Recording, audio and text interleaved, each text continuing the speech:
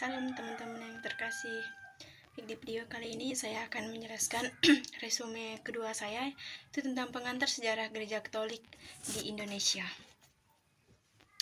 Awal kedatangan Katolik di Nusantara, yang pertama adalah agama Katolik masuk ke Nusantara bersama dengan kolonialisme Eropa abad ke-16.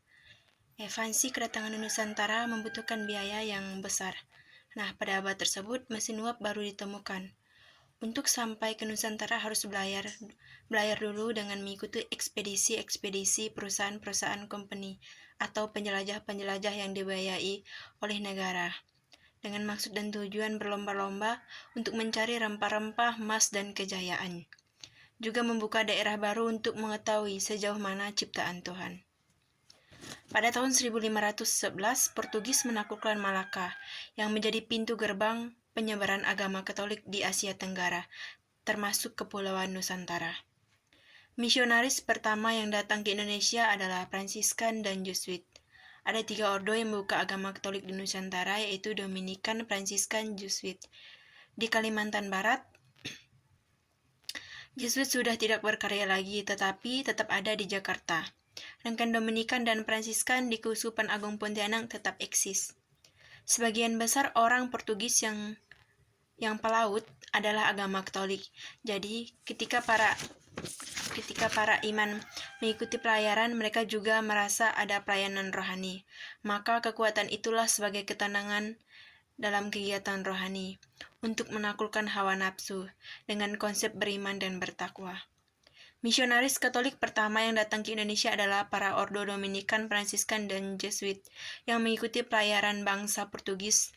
Tahun 1534, Romo Simopas, Imam Dominikan, melakukan pelayanan pastoral di Maluku. Maka jangan heran, Maluku itu mayoritasnya Katolik. Ajaran gereja harus diperbarui, bukan diubah. Ajaran iman Katolik itu tidak kaku, karena kita mengikuti konsili-konsili dari bapak-bapak gereja sebagai bentuk Yesus yang historis, bahwa gereja itu sesuai dengan tanda-tanda zaman. Misi Katolik semakin berkembang dengan kedatangan Santo Fransiskus Xaverius, maka dia disebut sebagai Santo Asia. Perkembangan Katolik di bawah kekuasaan POC. POC melarang aliran ajaran Katolik berkembang di Nusantara. Karena Katolik berkembang, POC tidak bisa berdagang. Pada abad ke-19, gereja Katolik mengalami kebangkitan kembali karena abad ke-17 adalah abad gelap bagi Katolik, karena tidak boleh menyebarkan, hanya boleh melayani orang. Namun setelah VOC bubar, Belanda jadi lebih toleran pada agama Katolik. Makanya misionaris datang supaya orang jangan hidup dalam dosa.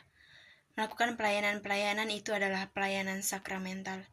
Belanda atau VOC menindas misionaris.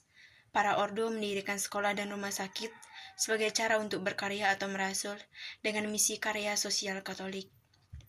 Merayakan peristiwa Sang Sabda Yesus Kristus, maka setiap orang berkarya misi, dan sesuai dengan amanat agung Yesus, yaitu wartakanlah Injil kepada segala makhluk. Karya-karya sosial Katolik diakui karena nilai spiritual. Karena jalan salib itulah para misionaris tetap berkarya. Setelah Indonesia merdeka pada tahun 1945, gereja Katolik semakin berkembang dan berkontribusi dalam berbagai bidang seperti pendidikan dan kesehatan. Misalnya di Kalimantan Barat ini ada Persekolahan Santo Petrus, Gembala Baik, Sekolah Bruder, dan Rumah Sakit Antonius. Itu adalah bukti karya sosial gereja Katolik. Kemudian sejumlah imam pribumi ditabiskan pada tahun 1960. Hierarki Gereja Katolik Indonesia diresmikan oleh Paus Yohanes Paulus II dengan terbentuknya Keuskupan Jakarta dan 37 keuskupan sampai saat ini. Menjadi Katolik itu bukanlah suatu paksaan, tetapi karena anugerah ilahi. Bukan aku yang memilih kamu, melainkan kamu yang memilih aku. Karena mencintai Tuhan Yesus, makanya setiap orang yang ingin menjadi Katolik harus melalui proses yang panjang. Sekian penjelasan dari resume kedua saya. Salam, terima kasih.